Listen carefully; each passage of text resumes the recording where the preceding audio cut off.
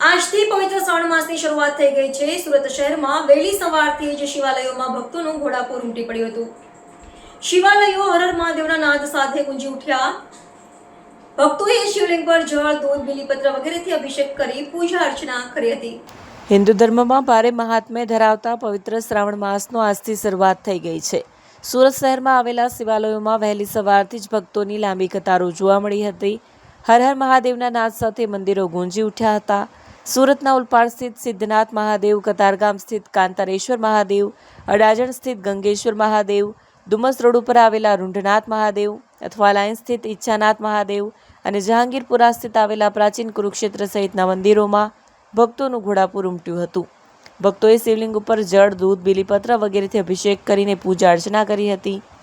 અત્રે ઉલ્લેખનીય છે કે આખો મહિનો ઉપવાસ કરી ભક્તિમાં લીન થનારા શિવલહેરી ભક્તો દ્વારા સવારે શિવ પૂજા તો સાંજે ફરાળી વાનગીની ડિમાન્ડ પણ વધશે। આ માટે ફરસાણનું વેચાણ કરનારા સંખ્યાબંધ દુકાનદારોએ અલગ અલગ પ્રકારની સંખ્યાબંધ વાનગીઓ બનાવવાની તૈયારીઓ કરી લીધી છે। આ ઉપરાંત ફૂલો, ફળો અને પૂજા સામગ્રી સાથે દૂધનું વેચાણ પણ વધશે। પવિત્ર શ્રાવણ માસ નિમિત્તે અનેક મંદિરોમાં શિવ મહિમા, શિવ સ્તોત્રમ, શિવ પુરાણ સાથે અભિષેકાત્મક લઘુરુદ્ર પૂજાનું આયોજન કરવામાં આવ્યું છે। બીજી તરફ ભક્તો મંદિરમાં દેવાધિદેવ મહાદેવના દર્શન અને પૂજા અર્ચના કરી શકે તે માટે વિશેષ આયોજનો પણ કરવામાં આવ્યા છે। આપ સૌ ધર્મપ્રેમી જનતાને કાંતારેશ્વર મહાદેવજી અવિનાશગીરી મહારાજના જય મહાદેવ। આજથી શ્રાવણ માસની શુભ શરૂઆત થાય છે। આપ સર્વ ધર્મપ્રેમી જનતાને શ્રાવણ માસની ખૂબ ખૂબ શુભકામના। દેવાધિદેવ મહાદેવજીની અસીમ કૃપા આપ સૌની ઉપર રહે એવી કાંતારેશ્વર મહાદેવ દાદાને પ્રાર્થના। શ્રાવણ મહિનાનું શું મહત્વ હોય છે? શ્રાવણ માસ એટલે આખો માસ શિવજીનો।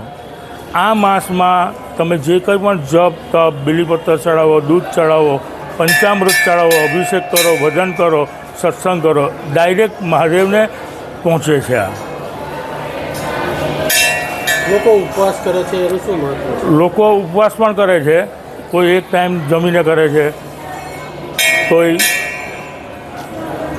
નકોડા પણ ઉપવાસ કરે છે। આમ ઉપવાસ કરવાનું ખાસ બહુ મહત્ત્વ નથી, પણ અત્યારે જે ઋતુ ચાલે છે એ ઋતુ પ્રમાણે આપણે આ વાયુ પ્રકૃતિનું પ્રમાણ શરીરમાં વધે, એટલે જેમ બને એમ આ પેટને ખાલી રાખો તો પેલો વાયુનું પ્રમાણ ઘટી જાય। એ માટે પણ ઘણા ચતુર્માસ ની શરૂઆત થાય છે। દેવ સુતી 11 દેવ ઉઠી 11 સુધીને ચતુર્માસ તરીકે પણ ગણવામાં આવે છે। આ દરમિયાન વાયુનું પ્રમાણ બોડીની અંદર વધતું હોય છે, એના કારણે આ લોકો ઉપવાસ કરે છે।